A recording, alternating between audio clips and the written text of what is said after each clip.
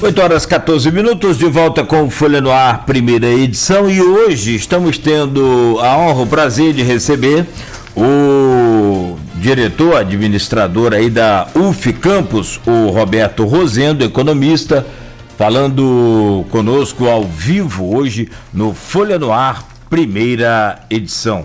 E nós voltamos, Aloysio, já, como você disse, nesse bloco são vários pontos aí a serem abordados ainda, essas alternativas, essa crise financeira, e tem um ponto aqui interessante que você separou na pauta, que são as contribuições possíveis do polo universitário, que é com certeza uma referência de Campos. Aloysio. Talvez o polo universitário seja um dos poucos bons legados que a era dos Reut deixou para Campos, né? O polo universitário. Embora a UF, que o Rosendo represente, ela primeiro só com serviço social, né, ela é um pouco ela é até anterior a isso, mas expandiu, logicamente, o número de cursos com o crescimento econômico da cidade. Rosendo, você é servidor, né? Você é diretor de uma universidade da UF aqui em Campos, você é servidor federal.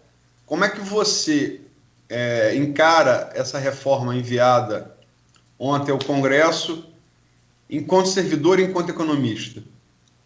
Então, deixa eu falar primeiro da importância, né, Aloysio, se você me permitir, desse polo universitário aqui em Campos, em Goitacazes, como uma herança importante, muito positiva dessa abundância de royalties petrolíferos aqui na região. Então, nós temos um conjunto de instituições privadas de muito boa qualidade, né, e muito importante ressaltar instituições públicas com elevada qualidade em pesquisa, para além do ensino. Então, aí, me permita citar a própria Universidade Federal Fluminense e falar um pouquinho da UF. A UF é uma instituição que é a mais interiorizada do Brasil. A sede fica em Niterói, está em 9 municípios, então tem um papel fundamental para o desenvolvimento do Estado e também do Brasil, recebe alunos do Brasil inteiro. No caso nosso aqui de Campos, são 3.600 alunos, são 6 cursos de graduação, incluindo curso de economia, curso de psicologia, de história, de ciências sociais, de geografia, e começou lá atrás com um curso de serviço social, há mais de 50 anos. Não é como nós vamos tocar aqui no assunto, começamos a definir a questão do nosso novo campus na 15 de novembro, em função da expansão do Reúne. A obra ficou paralisada, mas nós precisamos, porque estamos em containers, com 3.500 alunos, 150 professores e mais de, entre técnicos e prestadores de serviço, alguma coisa em torno de 80. Então, realmente é uma comunidade muito grande em processo de expansão, sendo que os nossos alunos, quase 50% dos nossos alunos são cotistas, que significa um processo de inclusão muito significativo. Da mesma maneira, a UENF, o IFE tem essa mesma perspectiva, e isso realmente num contexto de investimento que é muito importante em ciência e tecnologia. São instituições que fazem pesquisa, e é isso que eu queria dizer. Né? No mundo de hoje, da economia da inovação, onde nós fazemos hoje nosso trabalho por lives, usando tecnologia da informação e da comunicação, da robótica, sem conhecimento, sem tecnologia, não há desenvolvimento. Então, realmente, esse é um ponto fundamental. E, principalmente, sem educação, nós não vamos avançar. E daí a importância desse polo para o crescimento e desenvolvimento do nosso município. É a minha esperança, não é? Uma educação inclusiva baseada no conhecimento. Então, como servidor público, agora a segunda parte da sua pergunta, Aloysio, como servidor público, como eu vejo a questão da reforma? Primeiramente, é muito importante, nós precisamos entender que o aprimoramento e qualificação da força de trabalho pública, ela precisa acontecer. Então, quer dizer, você precisa melhorar os processos. O mundo evolui, as coisas evoluem. Então, nós não podemos ter um servidor público trabalhando nos moldes dos anos 50. Perfeito. A legislação precisa ser adequada. O servidor público ele precisa aumentar a sua produtividade, a qualidade da oferta de seus serviços, como disse bem, o deputado Rodrigo Maia. Agora, nós temos que ter também um outro cuidado. Por que o servidor público, ele é concursado? Primeiro porque passa por um processo seletivo que vai, obviamente, se bem feito, selecionar os melhores. Então, potencialmente, o servidor público ele tem um potencial de ser produtivo que não é pequeno. Ele é potencialmente um ser muito produtivo.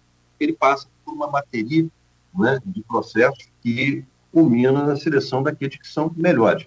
Bom, aí tem outro problema, que é o processo de controle desse servidor público, do processo de trabalho dele, da oferta de serviço que ele vai fazer. Então, a reforma pode contribuir nesse sentido, de melhorar não só o controle, mas de estimular, qualificar melhor o servidor público para que ele oferte serviços de melhor qualidade. Eu lembro que nos anos 50, no governo JK, foi criado o Departamento de Administração e Serviço Público, o DASP. E o Juscelino Kubitschek, ele pensou, que não deixa de ser uma reforma, Luiz, administrativa, no sentido de incrementar o serviço público para que o Estado brasileiro pudesse capacitar para ofertar serviços públicos de melhor qualidade. Porque a meta do Juscelino era 50 anos em 5.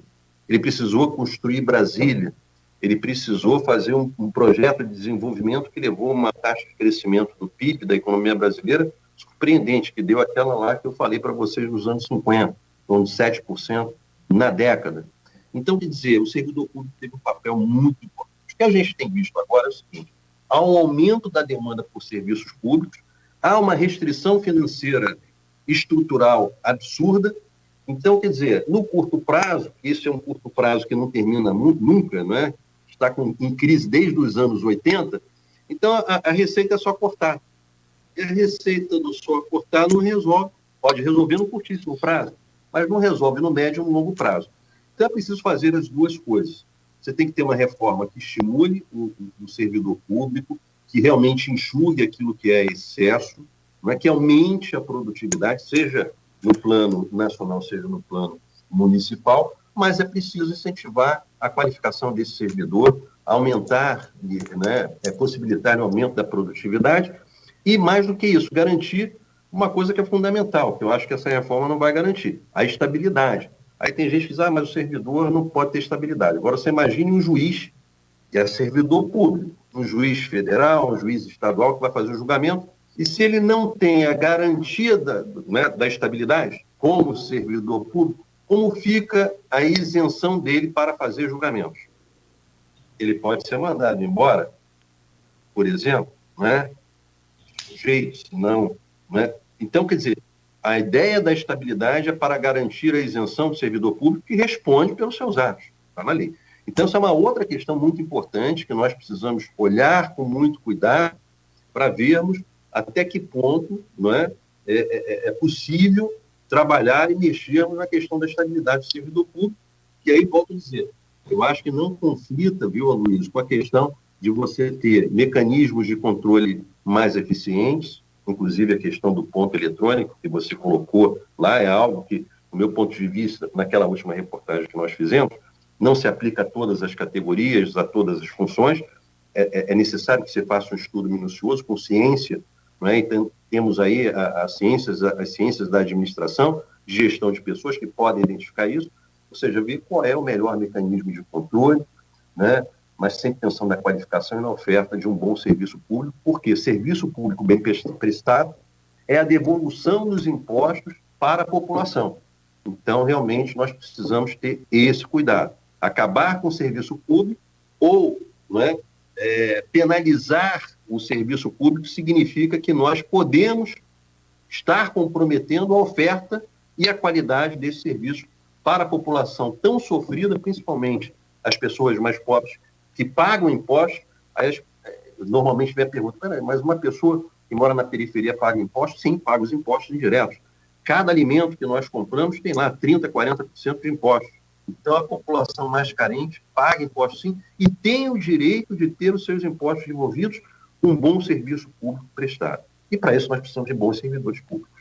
Então, a reforma tem que levar em consideração o lado social, o lado econômico e, obviamente, o papel que o Estado tem que ter, que é o de devolver para a população os impostos na forma de bons serviços. Porque são duas coisas complementares, indissociáveis, mas que têm distinções, né? Uma coisa é o servidor público, outra coisa é o serviço público. Você não faz, por óbvio, serviço, não oferta serviço público sem servidor público.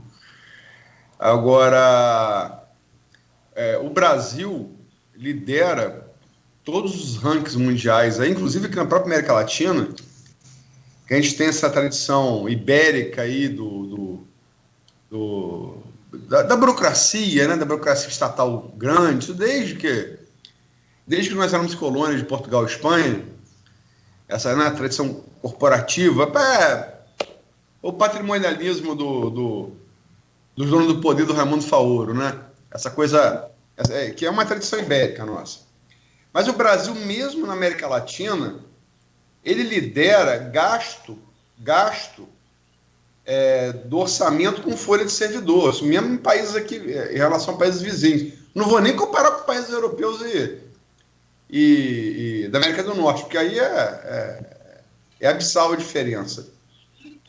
O que me parece assim, dois pontos. Primeiro, a reforma, como o Rodrigo Maia sempre frisou, ela não vai mexer em nada para trás.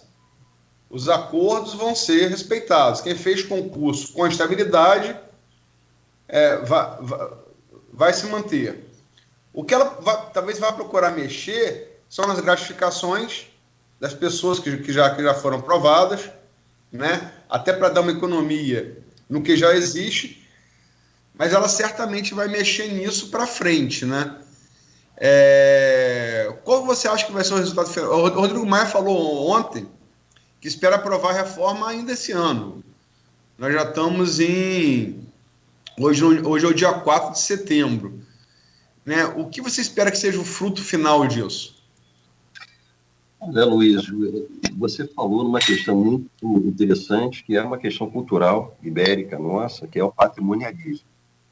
Muito bem discutido por alguns autores, como, por exemplo, Sérgio Buarque de Holanda, pai do nosso querido Chico Buarque de Holanda, Raimundo Faoro, que é um expoente, que é a ideia de que o serviço público é o quintal da nossa casa. Traduzindo aqui no popular, você pode fazer o que você quiser, né? Eu uso o serviço público como se fosse privado. E não é isso. O serviço público é da população, né?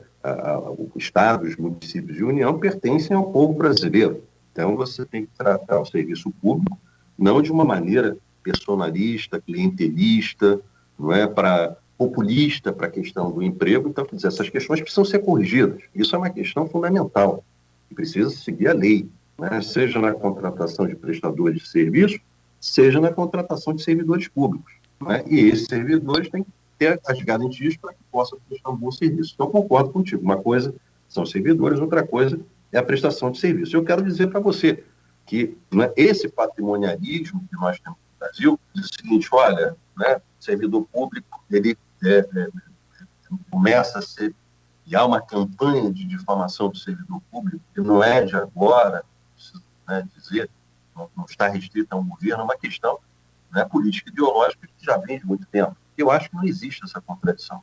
O serviço público existe em todos os países do mundo. Então, quer dizer, independentemente da ideologia, da política, que o Estado precisa oferecer o serviço, mas o que a gente percebe, na verdade, Aloysio, é que há uma desqualificação, uma tentativa de se desqualificar, não é, o servidor público, mas na hora de se fazerem as reformas, não é, essa questão do patrimonialismo ela pesa muito mais alto. Então, vou dar um exemplo. A questão da reforma da Previdência, que não é do governo Bolsonaro, ela vem lá do governo Temer. Você acompanhou isso, ela já estava pronta. O Rodrigo Maia, não é, politicamente articulou para a aprovação dessa reforma, é por isso que ela saiu tão rapidamente, ela já vinha sendo construída, mas o discurso de que todos os servidores públicos, né, vão ser tratados igualmente, né, não foi bem assim, nós sabemos. Sim. E nada contra aí os segmentos dos militares, que são merecedores, né, da magistratura, do judiciário, né, mas são todos servidores públicos e federais. Então, aí é que entra a questão do patrimonialismo, você entende? O clientelismo, etc. E veja bem, não estou falando aqui que é uma questão do atual governo Bolsonaro. Isso é uma questão que vem de muito tempo.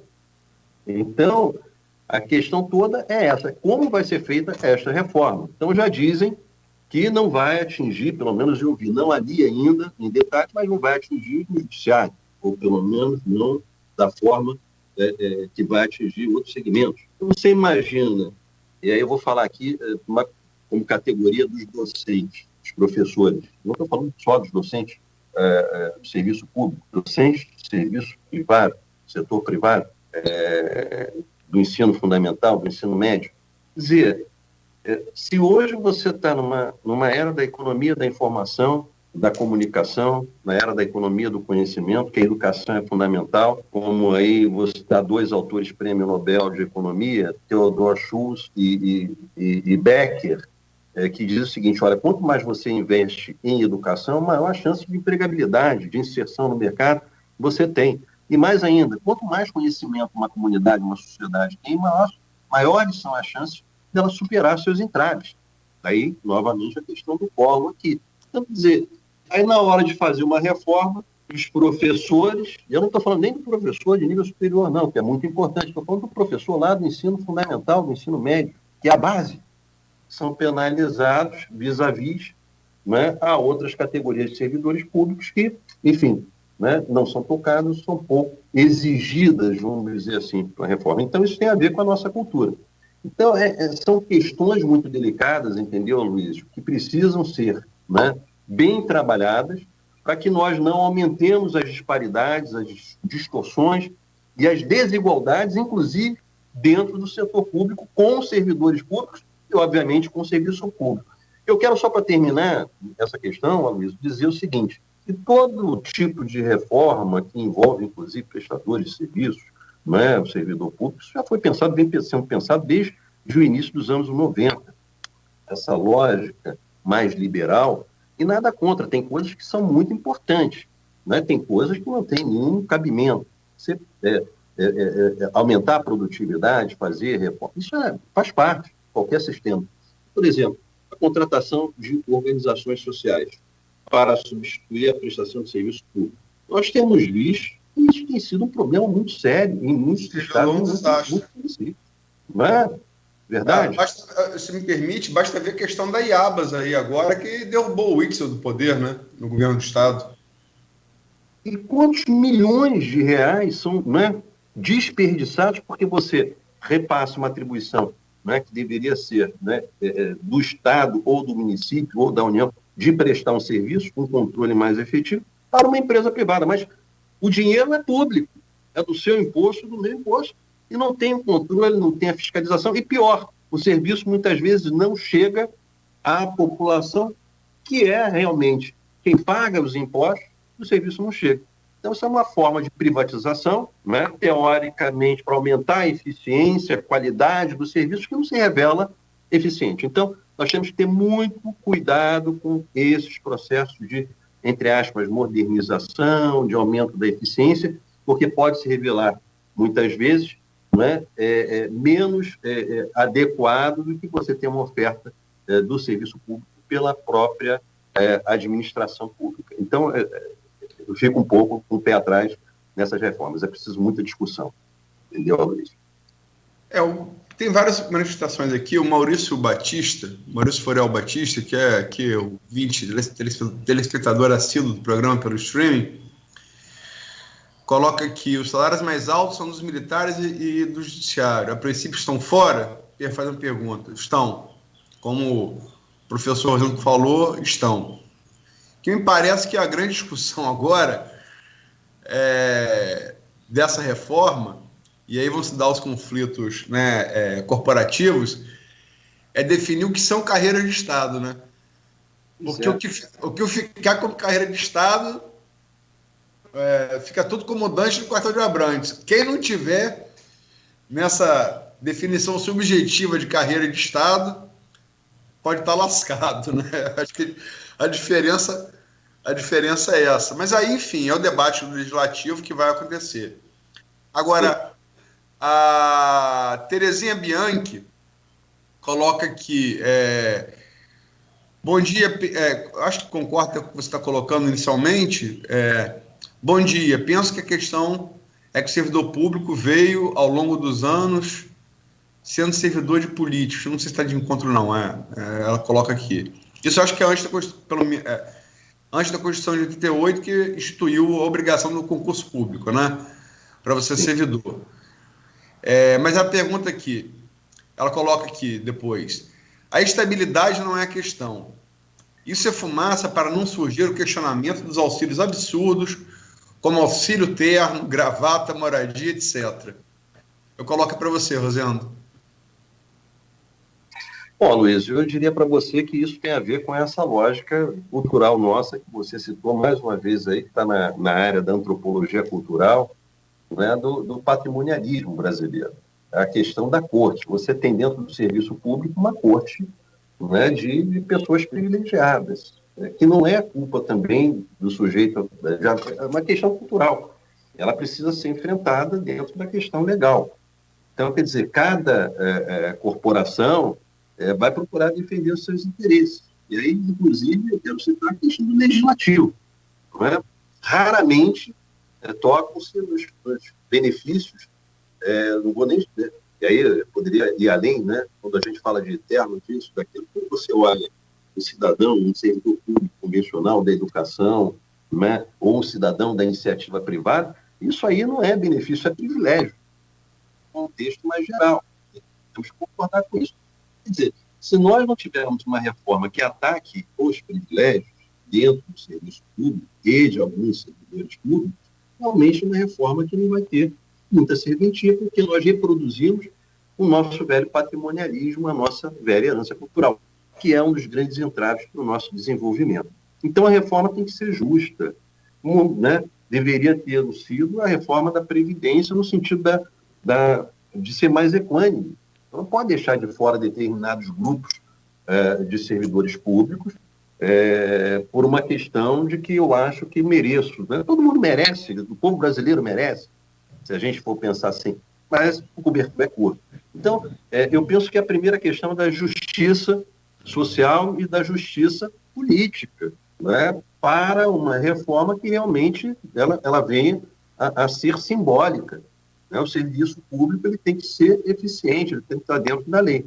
Mas já na elaboração da lei já começam aí, digamos, alguns privilégios pelas lutas corporativas internas, que a gente sabe que é difícil. Então, volto a dizer, o problema do Brasil é um problema estrutural, é um problema de alguns séculos, de uma economia que é escravocrata há pouco mais de 100 anos.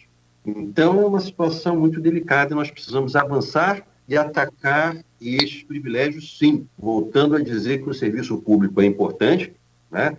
Que ele precisa ser ofertado com qualidade, servidor público concursado e que realmente tenha um processo de trabalho eficiente é muito importante para que os impostos da população sejam devolvidos com serviço de qualidade. Volto a ressaltar. Agora, combater os privilégios numa reforma, aumentar a eficiência, tem realmente servidores públicos que não trabalham, lamentavelmente, precisa ter um controle maior, isso tudo precisa ser revisto. Agora, você não pode, em função de uma reforma, privilegiar determinadas categorias em detrimento de outras, por se julgarem mais importantes ou mais relevantes. Não? Então, esse é o meu ponto de vista. A gente falou sobre essa questão do patrimonialismo, que eu acho que é o que a Terezinha Bianchi colocou aqui, eu repassei para você. Eu citei o Raimundo Faoro, você citou o Faoro também, o Sérgio Barco de Holanda, e você falou da antropologia, né? Tem para citar autores vivos, né? Um que é bastante atuante, inclusive em jornalismo, escreve semanalmente no Globo, o Roberto da Mata, que sempre fala sobre isso que você citou aí, dessa confusão que se faz no Brasil entre público e privado, né? Ele usa... E o que você falou também aí, que me lembrou, uma outra referência, você falou, todas as categorias se julgam merecedoras de privilégios, né?